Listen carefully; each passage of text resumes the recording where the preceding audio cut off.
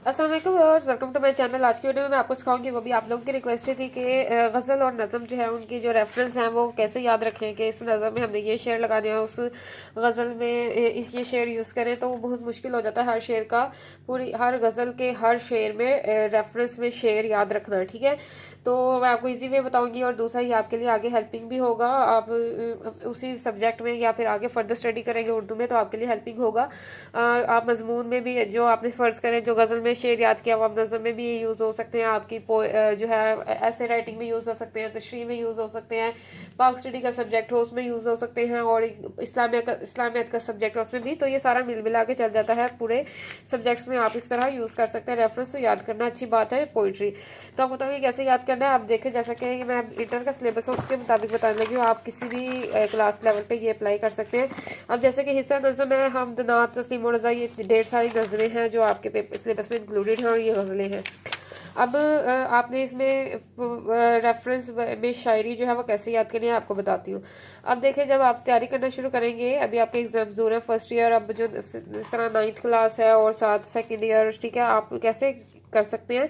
हम तो जब आप तैयार करेंगे, अब आपको पता है पोइम का ये फायदा है, पोइम में हर शेर जो है वो उसी टॉपिक से रिलेटिव होता है जिस टॉपिक पर पोइम बनाई गई होती है, यानी उसका हर शेर जो है एक ही टॉपिक पर चलता है। अब जैसे हमद है, उसमें हर शेर में अल्लाह की तारीफ़ी की गई होगी। नात है, हर शेर में हज़रत मोहम्मद सल्लल्लाहु अलैहि वसल्लम की सिफ़ात बयान की गई होगी।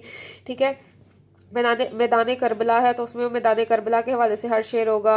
मुस्तकबिल की झलक में मुस्तकबिल के बारे में ही बातें की गई होंगी। बरसात में बरसात की, यानी कि पोइम का ये होता है कि वो एक ही मौजू पे चल रहे होते हैं सारी पोइट्री। अब जो गज़ल होती है, गज़ल जैसे मीर तकी मीर है, हैदर अली, आतिश के, इसका नाम इसलिए स्पेसिफिक नहीं होता क्योंकि इसमें हर शेर जो है वो उसका मौजू डिफरेंट होता है, अगले शेर का पिछले शेर से कोई ताल्लुक नहीं होता, यानी कि डिफरेंट पोइट्री जो है वो ऐड की होती है।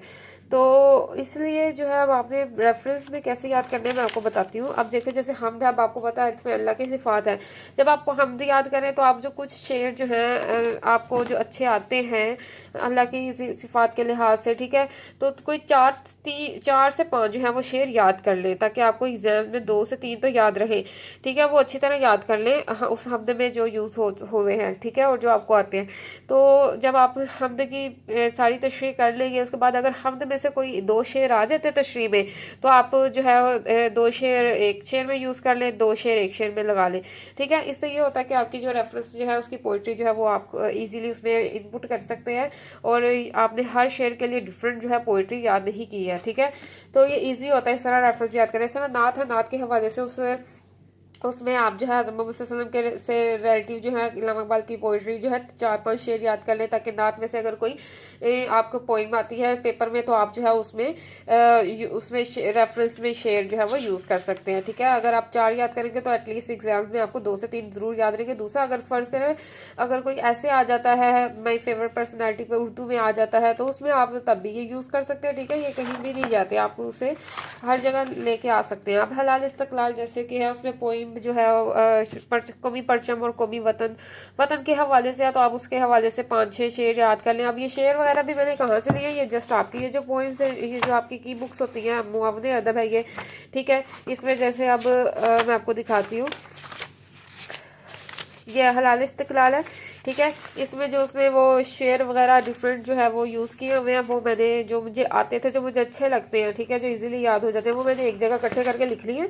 तो अगर अब ये है कि जब अगर हलाल इस्तकलाल में से कोई सा भी अगर पोइम आ गई, पोइम में से कोई शेर आ गए, तो मैं उसमें ये रेफरेंस कोट कर सकती हूँ। ठीक है, तो ये परचम अगर ये पेपर इस तरह ऐसे भी आ सकता है कौमी वतन के हवाले से, ठीक है, पाकिस्तान के हवाले से, तो उसमें भी ये यूज़ हो सकते हैं। ठीक है, इस तरह ये फ़ायदा होता है याद करने का, आप हर जगह इसको इनपुट कर सकते हैं जहाँ उसकी ज़रूरत हो। ठीक है, तो इसी तरह अब आप डिफरेंट पोइम्स जो हैं उनके 4 से 5 शेर लाजमी याद कर लें, वो आपके सिर्फ पोइम में नहीं हेल्प करेंगे, बाकी आगे और भी कोई ऐसे राइटिंग वगैरह में तशरीह में चल जाएंगे। दूसरा ये कि आप ये भी कर सकते हैं, अगर आप हलाल इस्तकलाल, ये मैं आपको एक दिखाती हूँ, अगर आप सेम पोइम का कोई शेर ऐड करना चाहते हैं वो भी ऐड कर सकते हैं। जैसे ये देखें,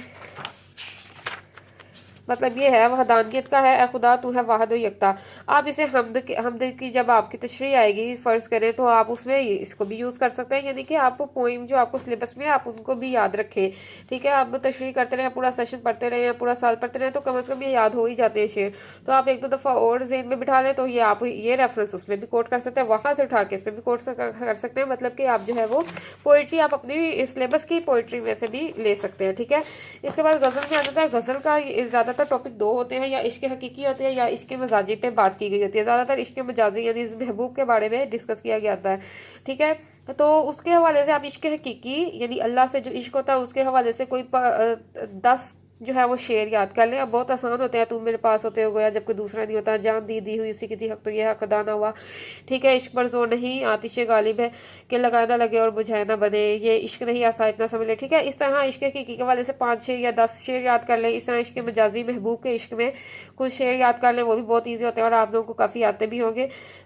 जान तुम पर निसार करता हूँ मैं नहीं जानता दुआ क्या है। और आप जो आपके सिलेबस में गज़लें हैं आप उसमें से भी कोई शेर वगैरह जो आपको आते हैं और पसंद है वो भी याद कर सकते हैं कि आपको ये उसमें रेफरेंस में कोट करने के लिए। ठीक है, तो अगर शेर गज़लों की कोई भी तशरीह आती है उसमें इश्क महबूब के हवाले से बात की गई है तो आप उसमें से ये 2-3 शेर लगा सकते हैं जो मिलते जुलते हो इश्क हकीकी में। जैसे कि ये भी आपके सिलेबस का ही गज़ल में जो है, सिलेबस में जो गज़ल है उसमें ये शेर है, तो मेरे पास होते हो गोया जब कोई दूसरा नहीं होता। ये इश्क हकीकी के हवाले से भी है, इश्क मजाजी के हवाले से भी है। ठीक है, दोनों तरह से आप पोइट्री लेके चल सकते हैं। ठीक है, तो ये आप बाकी गज़ल की तशरीह में जो आपके पेपर में आएगी आप उसमें भी इसको कोट कर सकते हैं। ठीक है, तो इस तरह आप जो है रेफरेंस जो है याद रखें। तो इश्क हकीकी और इश्क मजाजी के हवाले से 10-10 शेर याद करें ताकि आपको गज़ल में कोई भी शेर आ जाए, तशरीह आ जाए तो आप उसमें ये कोई 1 से 2 जो है वो उसमें रेफरेंस में लाजमी लगा सके ताकि आपके अच्छे से अच्छे मार्क्स आ सके और तशरीह जो है वो स्ट्रॉन्ग हो जाए आपकी। ठीक है, वीडियो पसंद आई तो ज़रूर शेयर करें, लाइक करें, चैनल को सब्सक्राइब करना मत भूलें, अपने दोस्तों के साथ जो है वो शेयर करें ताकि उनकी भी हेल्प हो जाए और दूसरों की हेल्प करने का सोचेंगे इंशाल्लाह आपका जो है अल्लाह और आपके लिए अल्लाह और हेल्प पैदा करेगा। दूसरा ये कि आप लोग जो है और किसी भी टॉपिक पे जो है वो आप चाहते हैं कि हमें इजी वे में बता दें कैसे लर्न करें किसी भी सब्जेक्ट के अकॉर्डिंगली, तो इंशाल्लाह मैं उस पर भी वीडियोस अपलोड करूँगी। ये भी मैंने आप लोगों के कहने पे ही वीडियोस बनाई है कि उर्दू में जो शेरों की तशरीह कैसे याद करें, याद नहीं होती। ठीक है, उस पर भी मैंने आपको लास्ट वीडियो अपलोड की थी। अब ये जो रेफरेंस के लिए भी आप लोगों ने कहा था तो रेफरेंस के लिए भी मैंने आपको बता दिया है। और ये खाली सिर्फ नज़्म और गज़लों तक की महदूद नहीं, ताकि आप आगे ऐसे राइटिंग उसी सब्जेक्ट में करेंगे, उसी में आप कोई और तशरीह करते हैं पैराग्राफ की। ठीक है, तो उसमें भी यूज़ हो जाती है। ठीक है, अब तक ख्याल रखिए गाइस, अच्छे अच्छे पेपर दीजिए, दुआ में याद रखिए। इंशाल्लाह आपके लिए भी दुआएं हैं। अल्लाह हाफिज़ गाइस।